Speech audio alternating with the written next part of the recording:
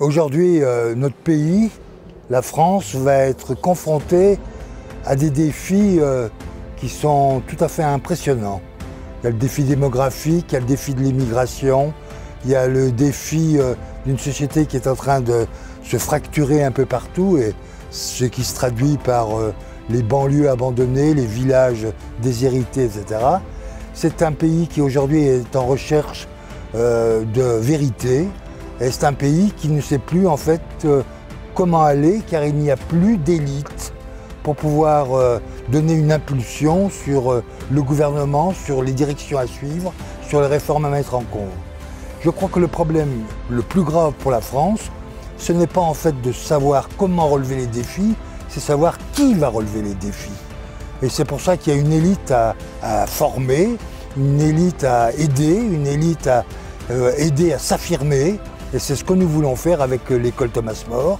On veut former en fait un certain nombre de jeunes, de moins jeunes, de personnes qui sont là au service du bien commun et qui veulent dans plein de domaines, dans le domaine caritatif, dans le domaine social, dans le domaine culturel, dans le domaine politique, dans le domaine, j'allais dire, du bien commun en général, se mettre au service du pays.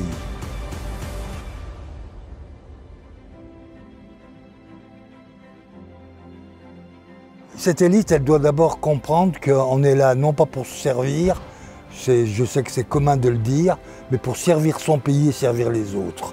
Et que c'est ainsi un petit peu que la France va retrouver sa vocation. L'individualisme, le nihilisme, la destruction, la décomposition de toutes nos structures font qu'aujourd'hui le pays est un peu perdu. Et il faut qu'on retrouve une élite qui retrouve ses fondamentaux, ce pourquoi elle s'engage, ce pourquoi elle veut se mettre au service des autres. Il faut réhabiliter la personne, une personne qui soit au service de sa famille, au service de sa commune, au service de son pays. Et tout ça, ça va exiger de la part de l'école Thomas More de transmettre un certain nombre de convictions fondamentales à travers des cours de philosophie, d'anthropologie, mais aussi qu'on leur donne les moyens, j'allais dire, opérationnels pour pouvoir rayonner. C'est-à-dire comment aider les autres, comment les influencer, comment coordonner les actions sur le terrain. Et puis enfin, je crois qu'il y a des personnes tout à fait remarquables qui sont engagées dans la vie culturelle, dans la vie sociale, dans la vie politique. Eh bien, ils vont venir témoigner et dire pourquoi ils sont engagés, à quoi ils sont arrivés, et qu'aujourd'hui, ils aimeraient bien en fait avoir en fait des personnes qui reprennent le combat qu'ils ont engagé.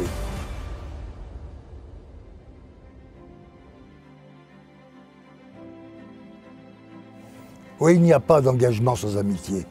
L'engagement sans amitié, c'est en fait l'égoïsme institutionnalisé. C'est les gens qui se servent, qui veulent avoir un poste, qui veulent avoir une influence et qui oublient les autres. Nous, on voudrait effectivement que l'amitié préside à l'engagement et que chacun s'entraide, chacun se renforce par ses compétences ou par ses prises de position. Et on espère véritablement que c'est une vertu qui va présider à toute la politique qu'on va mettre en œuvre au niveau éducatif, au niveau culturel, au niveau associatif, au niveau caritatif et même au niveau politique fondamental. Donc on va, durant les années qui viennent, former une véritable équipe de France qui va être faite de femmes et d'hommes qui vont être au service du bien commun et qui vont essayer de s'entraider pour pouvoir bousculer les choses et relever les défis. Car les défis sont nombreux. Vous avez le défi de la transmission, vous avez le défi de l'éducation, vous avez le défi de la souveraineté, vous avez le défi de l'organisation du territoire.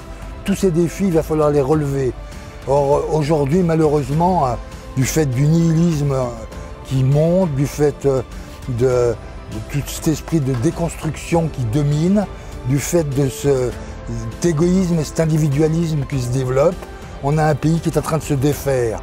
Nous, on a envie de le reconstruire et d'en faire véritablement un pays rayonnant où il fait bon vivre.